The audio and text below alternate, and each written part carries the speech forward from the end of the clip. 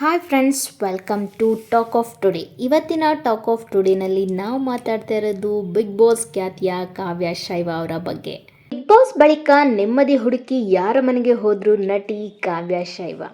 ಕಿರುತೆರೆ ನಟಿ, big boss ಬೆಡಗಿ ಕಾವ್ಯ ಶೈವ ಇಲ್ಲಿವರೆಗೂ ತುಂಬಾ ಬ್ಯುಸಿಯಾಗಿದ್ರು. 3 ತಿಂಗಳು ಬಿಗ್ ಬಾಸ್ ಬಳಿಕ ಹಲವು ಇಂಟರ್ವ್ಯೂ ಕಾರ್ಯಕ್ರಮ ಮುಗಿಸಿ ಇದೀಗ ನಟಿ ನೆಮ್ಮದಿ ಹುಡ್ಕೊಂಡು ಎಲ್ಲಿ ಹೊರಟಿದ್ದಾರಂತೆ. ಕೆಂಡಸಂಪಿಗೆ ಧಾರಾವಾಹಿಯಲ್ಲಿ ಸುಮನ ಪಾತ್ರದ ಮೂಲಕ ಜನಪ್ರಿಯತೆ ಪಡೆದ ನಟಿ ಕಾವ್ಯ ಶೈವ ಅವರು.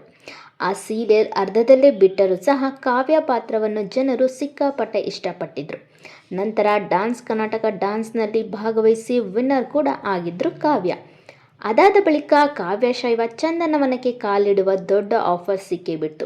ಅವರು ಯಶ್ ತಾಯಿ ಪುಷ್ಪ ನಿರ್ಮಾಣ ಮಾಡಿರುವ ಕೊತ್ತಲವಾಡಿ ಸಿನಿಮಾದಲ್ಲಿ ಪೃಥ್ವಿ ಅಂಬರ್ ಅವರಿಗೆ ನಾಯಕಿಯಾಗಿ ನಟಿಸಿದ್ರು. ಈ ಸಿನಿಮಾ ಕೂಡ ಹಿಟ್ ಆಗಿತ್ತು. ಇನ್ನು ಕಾವ್ಯಗೆ ಹೆಚ್ಚು ಜನಪ್ರಿಯತೆ ತಂದುಕೊಂಡಿದ್ದು ಅಂದರೆ ಅದು ಬಿಗ್ ಬಾಸ್. ಇತ್ತೀಚೆಗಷ್ಟೇ ಮುಗಿದ ಸೀಸನ್ನಲ್ಲಿ ಕಾವ್ಯ ತಮ್ಮ ಒಳ್ಳೆಯತನ, ಪ್ರೌಢ ಹಾಗೂ ತಮ್ಮ ಒಳ್ಳೆಯ ಗುಣ ನಡತೆಯಿಂದಲೇ ಜನಮನನ ಗೆದ್ದಿದ್ದಾರೆ. ಗಿಲ್ಲಿ ಮತ್ತು ಕಾವ್ಯ ಜೋಡಿಯನ್ನು ಸಹ ಜನರು ಸಿಕ್ಕಾಪಟ್ಟೆ ಇಷ್ಟಪಟ್ಟಿದ್ರು. ಬಿಗ್ ಬಾಸ್ ಮುಗಿದ ಬಳಿಕ ಕಾವ್ಯ ಶೈವ ಹಲವಾರು ಟಿವಿ ಸಂದರ್ಶನಗಳಲ್ಲಿ, ಕಾರ್ಯಕ್ರಮಗಳಲ್ಲಿ, ಟಿವಿ ಶೋಗಳಲ್ಲಿ ತುಂಬಾ ಬ್ಯುಸಿಯಾಗಿದ್ದರು. 3 ತಿಂಗಳು ಬಿಗ್ ಬಾಸ್ ನಂತರ ಕಾರ್ಯಕ್ರಮಗಳು ಎಂದು ನಟಿ ತಮಗೆ ಸಮಯ ಕೊಡಲಾರದಷ್ಟು ಬ್ಯುಸಿಯಾಗಿದ್ದರು. ಇದೀಗ ಅವರು ಬ್ರೇಕ್ ತೆಗೆದುಕೊಂಡಿದ್ದಾರೆ.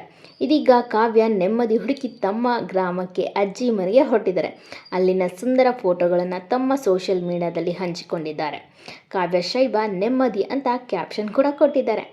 ಅಜ್ಜಿ ಮನೆಯ ತೆಂಗು, ಅಡಿಕೆ ತೋಟದಲ್ಲೆಲ್ಲ ಅಲೆದಾಡಿ ಎಳ್ನೀರು ಕುಡಿದು, ಕೈ ತುಂಬ ಗಾಜಿನ ಬಳೆ ತೊಟ್ಟು, ಅಜ್ಜಿ ಮನೆ ಮುಂದೆ ಕುಳಿತು ಅಜ್ಜಿ ಮನೆ ಅಂದರೆ ನೆಮ್ಮದಿ ಅಂತ ಬರೆದುಕೊಂಡಿದ್ದಾರೆ. ಇನ್ನು ಜನರು ನೀವು ಗಿಲ್ಲಿ ಜೊತೆ ಇದ್ರೇ ನೆಮ್ಮದಿ ಕಾಣ್ತೀರಾ ಅಂತ ಅವರು ಕೂಡ ಕಮೆಂಟ್ನಲ್ಲಿ ಹೇಳಿದ್ದಾರೆ.